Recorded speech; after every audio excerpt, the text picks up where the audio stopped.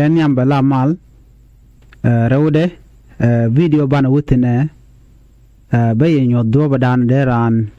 Facebook de daraja chot kaja ke daraja de let mission wang ka use Facebook ka chingwang ni jin ka page gor jeno bija chot ke gor jeno bija de let baje nyode ka jen video me kan konun yam gwasme mi jiram jidit no ga jeno jin dere channel dere support dere subscribe ko kan technical issue tin content dong there under ka ngach biga chwa jega gwasme ni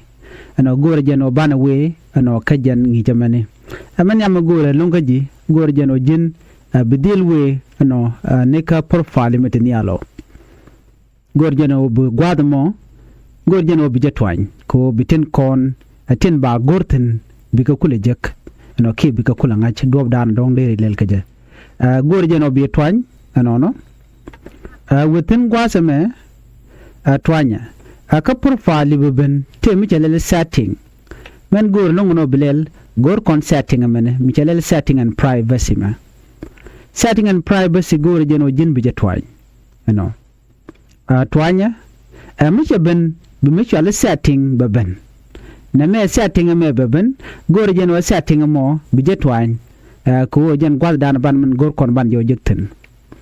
setting nen kon ma twanya use ni mobile use ni computer kan dial be jek bi setting me bi jek gor jeno bi jetwany no ka jen gwal dan ban weten men ban lel gwat me jene ko gor kon ban wen yam twanya setting mi ci twany gwat me temi benungi abejino gwat me men gore long wer kam ci lel gwat me wonena yora kan center ki akan center mete password teneke security ka personal detail ajen gwat dan gor no bitwany na me ajen dan gore bitwany teme ko bi konin content wi konke bukon ko kula nenten an gore jeno jin bi jetwany no bukon kula wo wonyam twanya eneme gore jeno bi twanya tama twanya mishi twany be jinong na me be jinong ka de diality profile and personal detail be kanongi gore jeno gwasame te kamiti pin mu goro dere nen a pin gwasame te me chanyot kon michelel pingwat mete michelele manach akan pingwasme ni agor jeno bi neneno manach akan gwasme agenda na gor no betwany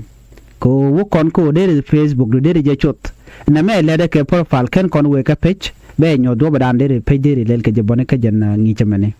atwanya no mo ko be jenang kamana na gor kone gore no bi twany mishi twany el mechelel mana cha kana bejinong na meni tembe nongi bejinong na me bejinong turudu banman gor kono jene gwadme mechelel mana jene gor jeno buwe ka mechelel mana jo gwasemo na moni gor jeno bi twany ko jendana gor kone yen gwada dana bana akandan bana jikten ko gor kono bana je chot chikono gor chikon chu keje ke chala boring ga kon gor jeno bi chot ke dong che chaka kuji en profile ke Facebook do and then mo bi del twanya na mo gor jeno bi twany ko bi kon kula wo wonyam twanya mi che twany be jinong na me pay attention to this gwasa me atakon ka ori anyot kon to kon ke mi chelele deactivation or deletion to kon ke mi chale memorialization rawati tikan ka dek menyam men gore be ngach na meni mi cha gore no gwad men deactivation or deletion me gore jeno biya kan bi je chot for good ke ku deactivate ni jalo shi gore bi je delete kelu ki bi delete ngui donc you should gore jeno dere tam dere jale take off ka Facebook dere la long na me kwidu me do gwad me dong chi yedu cha jien ramadan de akanu de jalo kan then in case jatemi chi tuokaji jen chalele memorialization decide what happened to your main Facebook profile after you pass away michi jien angum de la do ka Facebook nga de lo kan na mene one thing me de twany you jen don't take butoji you can do that but most people can twany look no de kan twany an nge dong be jien run so na mene charge use ne one so men gor ko men yam mo gor jeno men ban lelo ngu be kon diel ga michelel deactivation ko dio je china michi gor okay michi juk goro bi twanya na me michelel deactivation ne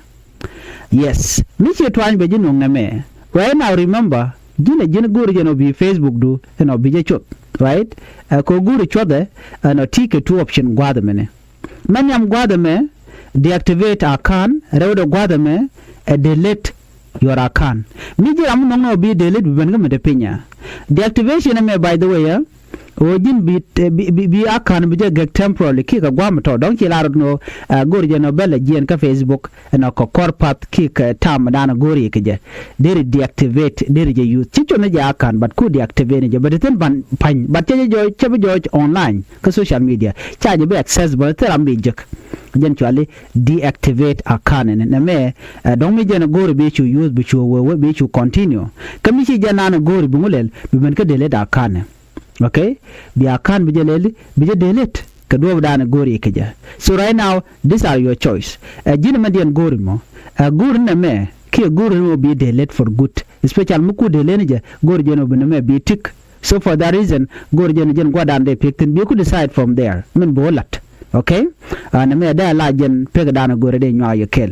pega de ban wetin ka kor kan me bana we ka Facebook page do badan en deri Facebook page deri je delete ke ja no gwas me channel lu njok na me banyon ya do badan deri page do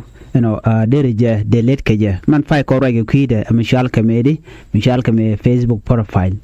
ka page gore je bu we kan me na menen kon mo gwata me bi page bi je select gore je no bi gor mini gorbe gwata me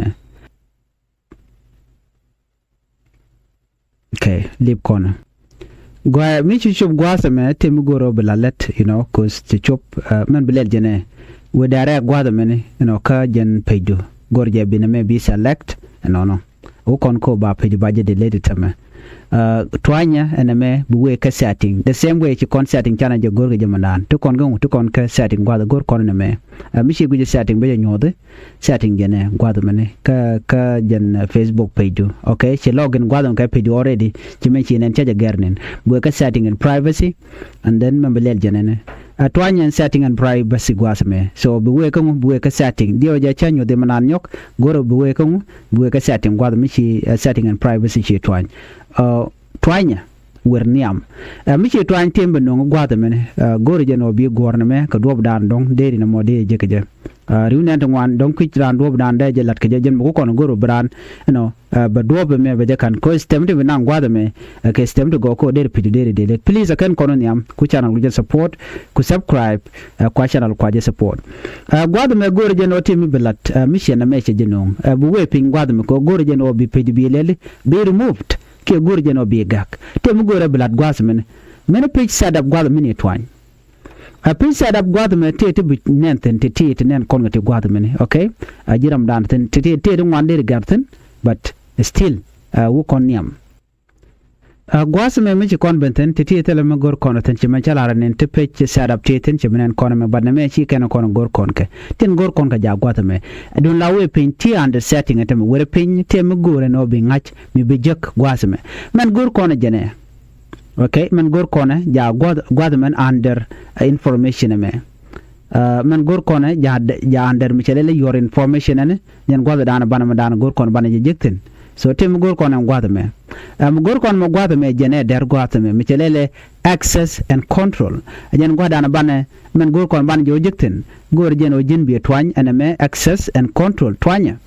mi che twany te gum beno gwada mene yes ti kon ben ka jen manana gor kon entama atiti ko option in content ba kami mu gor jeno bi page bi jelele bi je chot maniam deactivate your page gor jeno der page der le gak je yelele this is temporary der gak ka jen gwada me mi che gor ne okay ti de lene je just gak ne je gan gwatoro mo and then after that mi che gor no bloten be betin mero do gwada me and publish mene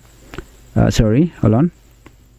aname machelele unpublish ne okay unpublish me jenene na me jen second man yam machelele deactivate sorry deactivate ke deactivate page okay